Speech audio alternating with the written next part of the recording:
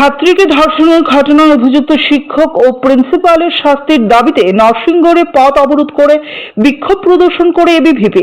নরসিংগড়স্থিত বেসরকারি শিক্ষা প্রতিষ্ঠান ভবন ত্রিপুরা বিদ্যা মন্দিরের এক ছাত্রীকে ভয় দেখিয়ে চন্দ্রতীর্থ নামে এক শিক্ষক দিনের পর দিন ধর্ষণ করে আসছে বলে অভিযোগ। এই ঘটনা সামনে আসতেই ঘটনা ধামাচাপা দিতে মরিয়া হয়ে ওঠে প্রতিষ্ঠান এবং ওই শিক্ষককে পালিয়ে যেতে সাহায্য করে। এই ঘটনার প্রতিবাদে বিদ্যালয়ের ছাত্র সংগঠন এবিভিপি গেলে প্রিন্সিপাল গোটা ঘটনা ধামাচাপা দেওয়ার চেষ্টা করে। এরই প্রতিবাদে ধর্ষণের ঘটনায় অভিযুক্ত শিক্ষক ও প্রিন্সিপালের শাস্তির দাবিতে পথ অবরোধ করে বিক্ষোভ প্রদর্শন করে এবিভিপি। ঘটনা ঘিরে এলাকায় উত্তেজনা ছড়িয়ে পড়ে। দাবি উঠেছে অভিযুক্ত শিক্ষকের কঠোর শাস্তির। স্কুল কর্তৃপক্ষের ভূমিকাতেও উঠছে ব্যাপক প্রশ্ন।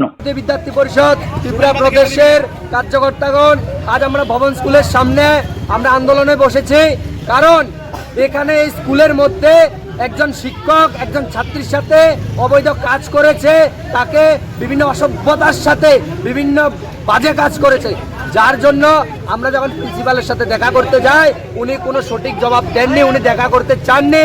এরপরে উনি এসেছেন, কিন্তু উনি আসার পর উনি বলছেন ওনারা কোনো প্রশাসনিক কোনো পদক্ষেপ ওনারা নেননি, কারণ ওই স্কুলের টিচার ওইখান থেকে চলে গেছেন রিসেন্টলি, আজকে 4-5 দিন আগে। কিন্তু এর আগে ওনারা জানার সত্ত্বেও বিষয়গুলা ওনারা কোনো রকম কোনো পদক্ষেপ নেননি।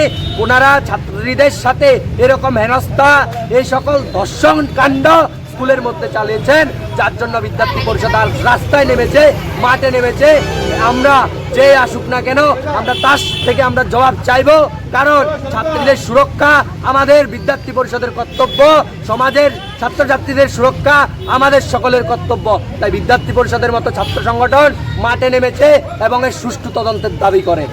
সরকারের কাছে কি দাবি আপনাদের? সরকারের কাছে আমাদের দাবি থাকবে এই ভবন স্কুলের মতো এইসব স্কুলের প্রিন্সিপাল এদের শাস্তি চাই, এবং এখানে যে শিক্ষক ছাত্রীদের সাথে এরকম বাজে কাজ করেছে তাদের অবিলম্বে গ্রেফতার করে তাদেরকে যেন শাস্তি দেওয়া হয়। Bureau report, CN TV.